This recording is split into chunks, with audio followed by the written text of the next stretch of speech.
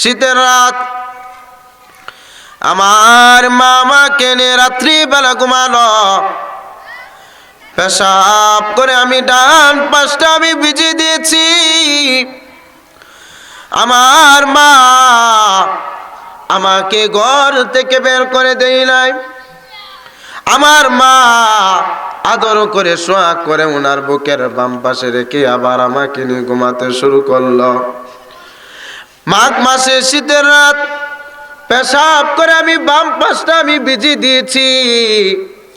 আমার মা আমাকে ঘর থেকে বের করে দেয় নাই। আমার মা আদর করে সোয়া করে ওনার বুকের মাঝখানে রেখে আবার আমাকে নিয়ে ঘুমাতে শুরু করলো। মাঘ মাসের শীতের রাত, রাত্র 3টা বাজে, পেশাব করে আমি মায়ের বুকটাকে আমি ভিজিয়ে দিয়েছি, জামাটাকে আমি ভিজিয়ে দিয়েছি। আমার মা রাত্র 3টা বাজে উঠে নতুন শাড়ি পরে, নতুন জামা পরে, আগের ভিজা পেশাব। আলহামদুলিল্লাহ আলহামদুলিল্লাহি নাহমাদুহু ওয়া নাস্তাঈনুহু ওয়া নাস্তাগফিরুহু ونؤمن به ونتوكل عليه ونعوذ بالله من شرور أنفسنا ومن سيئات أعمالنا. من يهده الله فلا مضل له ومن يضلله فلا هادي له ونشهد أن لا إله إلا الله وحده لا شريك له ونشهد أن سيدنا وسندنا وحبيبنا ومولانا محمدا عبد الله ورسوله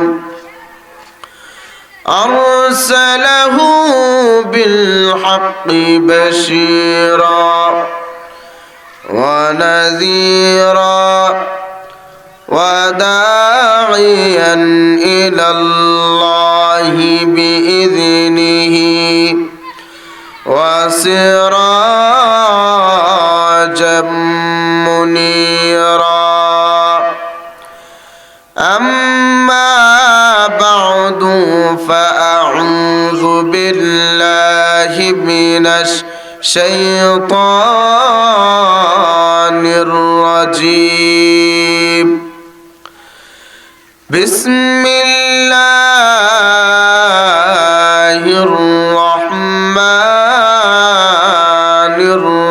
الرحيم. وقضى ربك ألا تعبدوا إلا إياه وبالوالدين إحسانا. صدق الله العظيم. আমরা সকলে মহব্বতের সাথে দুরূদ ইব্রাহিম পাঠ করি। আল্লাহুম্মা সাল্লি আলা মুহাম্মাদ ওয়া আলা আলি মুহাম্মাদ কামা সাল্লাইতা আলা ইব্রাহিম ওয়া আলা আলি ইব্রাহিম ইন্নাকা হামিদুম মাজিদ. اللهم بارك على محمد وعلى آل محمد كما باركت على إبراهيم وعلى آل إبراهيم إنك حميد مجيد الحمد لله সোহেলপুর মুসলিম পাড়া হাওয়ারি ইসলামী যুব সংগঠন এর উদ্যোগে ও সমস্ত মুর্দাগানের রুহের মাগফিরাত কামনায় দ্বিতীয় বার্ষিক ইসলামী মহাসম্মেলনের সম্মানিত সভাপতি সাহেব হযরত উলামায়ে কেরাম মুরব্বিয়ান আযম আমার প্রাণপ্রিয় যুবক ভাইয়েরা পর্দার আড়ালের মা ও বোনেরা মহান আল্লাহ পাক রব্বুল আলামিনের কাছে অসংখ্য অগণিত শুকর যে মহান রব্বুল আলামিন আমাদেরকে দুনিয়ার সমস্ত জামালাত থেকে ফারিক রেখে জান্নাতি বাগান জান্নাতি মজলিসে আসার এবং বসার তৌফিক দান করেছেন। সেই জন্য মন খুলে প্রাণ ভরে উচ্চ কণ্ঠে একত্রে কালিমাতু শুকর আদায় করি আলহামদুলিল্লাহ। আমি আপনাদের খেদমতে সূরাতুল বনী ইসরাইলের একখানা আয়াতে কারিমা পাঠ করেছি। এর আগে আমি বলতে চাই, এই গ্রামের যে যুবক ভাইয়েরা আছেন যারা মাহফিল এর উদ্যোগ নিয়েছেন, সুন্দরভাবে এত সুন্দর একটি আয়োজন করেছেন, আপনারা যেখানে থাকেন মাহফিলের প্যান্ডেলের নিচে আসেন।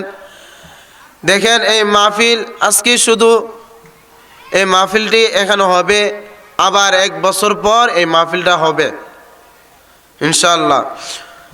এই 1 বছরের ভিতরে মাহফিলটা নাও হতে পারে। এই জন্যে মুরব্বিয়ানে আযম আমার যুবক ভাইরা যারা হাঁটা চলাফেরা করতেছেন, আপনারা অতি দ্রুত মাহফিলের নিচে আসেন। এখানে কোরআন ও হাদিস থেকে আলোচনা করা হবে, গুরুত্বপূর্ণ আলোচনা করা হবে। আমরা সকলে আসি, আমরা এই ওয়াজ মাহফিল দেওয়ার উদ্দেশ্য হচ্ছে আমল করা। ওয়াজ মাহফিল দেওয়ার উদ্দেশ্য হচ্ছে আমল করা। এখন ওয়াজ মাহফিল দেওয়ার পর যদি আমরা আমল না করি, নামাজ না পড়ি, কোরআন তেলাওয়াত যদি না করি, তাহলে তো এই ওয়াজ মাহফিল দিয়ে কোনো লাভ নাই, 1 পয়সারও কোনো দাম নাই। এই জন্য মুরব্বী বাবারা আজকে একটু কষ্ট করে আপনারা আসেন, মাহফিলের মধ্যে বসেন, দেখেন কত গুরুত্বপূর্ণ আলোচনা হয়। এমন হতে পারে একটা কথাই আপনার জীবনকে বদলে দেওয়ার জন্য যথেষ্ট হবে। আর মা বোনেরা যারা আছেন, আপনারাও কানগুলো খরগোশের মতন খাড়া করে শুনবেন। কি কথা বলে হুজুররা, আমলি কথা বলা হবে। বরকতময় মাস শাবান মাস চলতেছে, আগামীকাল মঙ্গলবার শব রাত হবে, বরকতময় রাত, ফজিলতময় রাত। এই রাতে আমরা ইবাদত বন্দেগী করব। হাদিস শরীফের মধ্যে এসেছে, রাসূল করিম সাল্লাল্লাহু আলাইহি ওয়াসাল্লাম বলেন, আল্লাহ পাক রব্বুল আলামিন আগামীকাল অর্থাৎ শব বরাতে অবতীর্ণ হন, প্রথম আসমানে অবতীর্ণ হন, এসে বলে, আছো কোনো ক্ষমা প্রার্থী? আমি তোমাকে ক্ষমা করে দিব, আমার কাছে চাও। কি চাওয়ার তোমার? তুমি আমার কাছে চাও, আমি তোমাকে ক্ষমা করে দিব। আছো কোনো জীবিকা প্রার্থী? আমি তোমার জীবিকার ব্যবস্থা করে দিব। আছো কোনো রিজিক প্রার্থী? আমি তোমার রিজিকের ব্যবস্থা করে দিব। আল্লাহ তাআলা এভাবে আলা কাজা হাত্তা ইয়াতআল ফজর পর্যন্ত আল্লাহ পাক রব্বুল আলামিন এভাবে বান্দা বান্দীদেরকে ডাকতে থাকেন। এই জন্য প্রিয় ভাইরা আমার, আজকে এই মাসটা বরকতময় মাস চলতেছে, আমরা রমজানের প্রস্তুতি নিব। রমজানের আমল যেন বেশি বেশি করে করতে পারি, এই জন্য আগে থেকে এই মাস থেকে আমাদের প্রস্তুতি নিতে হবে। যাই হোক, আমি আপনাদের খেদমতে সূরাতুল বনী ইসরাইলের একখানা আয়াতে কারিমা পাঠ করেছি। এই আয়াতে আল্লাহ পাক রব্বুল আলামিন আল্লাহ তাআলা বলেন, ওয়াকাদা রাব্বুকা আল্লা তা'বুদু ইল্লা ইয়াহু ওয়া বিল ওয়ালিদাইনি ইহসানা। আমার প্রথম নম্বর ফয়সালা হলো ইবাদত হবে শুধু আমি আল্লাহর। আমার 2 নম্বর ফয়সালা হলো ওয়া বিল ওয়ালিদাইনি ইহসানা, ইহসান করবা মাতা পিতার সাথে, ভালো আচরণ করবা মাতা পিতার সাথে। তাহলে বোঝা গেল ইবাদত হবে আল্লাহর আর ইহসান হবে মাতা পিতার। আপনি আল্লাহর জন্য ইবাদত করবেন, আর মাতা পিতার প্রতি আপনি ইহসান করবেন।